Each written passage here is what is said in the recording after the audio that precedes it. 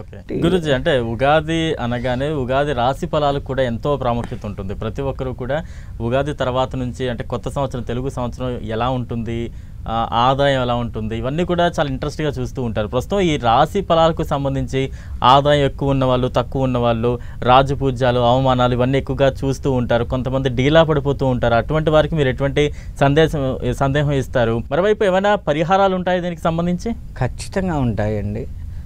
ప్రతి దానికి మనకి పరిహారాలు చెప్పబడి ఉన్నాయి. మన ఋషులు ఆ విధంగా అందించారు. కాకపోతే ఏంటంటే మన కర్మ ఏంటంటే మన ఋషులు ఇచ్చిన ప్రతిదీ కూడాను మనం తెలుసుకోలేక ఉన్నవి కొంత ఆగం చేసుకొని, అంటే అవి కనుమరుగైపోయేటట్లుగా చేసుకొని మనం తెలుసుకోలేకపోతూ ఉన్నాం.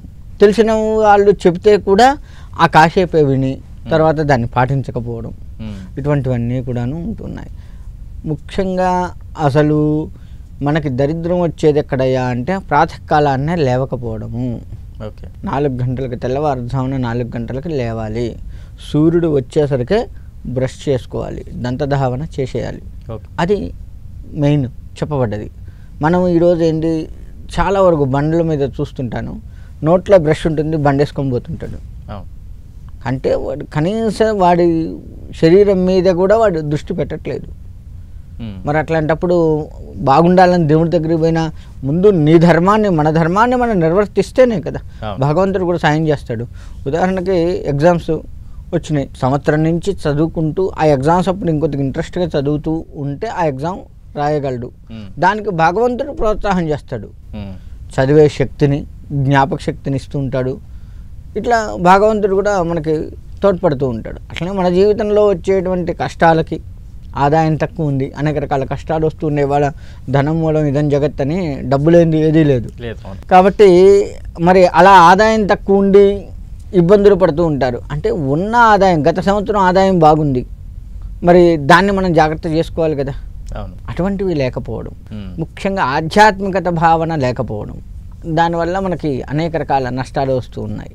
ఆ ఆధ్యాత్మిక భావన పెంచుకోవాలి. ఇక నుంచి అయినా, ఇప్పటికైనా మించిపోయింది లేదు, నన్నే ఉగాది అయిపోయింది చక్కగా, ఇప్పటి నుంచి అయినా మనం ఆధ్యాత్మిక భావన పెంచుకున్నట్లయితే మానసికంగా దృఢంగా ఉంటాం. ఫస్ట్ ఆధ్యాత్మిక భావనతో మానసికంగా దృఢంగా ఉంటే ఏది చేస్తే ఎట్లా అనేది మన మెదడు ప్రోత్సహిస్తూ ఉంటుంది. మనకి మన మెదడు ఏం చేస్తుందంటే ప్రోత్సాహాన్ని కూడా ఇస్తుంది, అది మనం గుర్తించడం. అందుకే ధ్యానం చేసుకోమనేది. ప్రాతకాలాన్నే లేచి కాసేపు ధ్యానం చేయండి, మెడిటేషన్ చేయండి. ఈ మధ్య ఇంగ్లీష్ అయితే బాగా జనానికి ఎక్కుతుంది, మెడిటేషన్ అంటే తెలుస్తుంది, ధ్యానం అంటే మళ్ళీ ఎవరికి తెలియదు. ధ్యానం అంటే అమ్మ అదేదో అనుకుంటున్నారు, మెడిటేషన్ అనగానే కూర్చొని కాసేపు కూర్చొని కళ్ళు మూసుకొని కూర్చోవటమే అని బాగా వస్తుంది. అయితే ఆ మెడిటేషన్, ధ్యానం చేయాలి అనేది ఏందయ్యా అంటే మన బుద్ధిని ప్రేరేపింపజేస్తుంటుంది, మానసిక వికాసాన్ని ఇస్తూ ఉంటుంది. నీ ఇష్టం, ఏదైనా దేవుణ్ణి, ఇదే దేవుణ్ణి నమ్మాలి అనే లేదు. మనకి ముక్కోటి దేవతలు ఉన్నారు.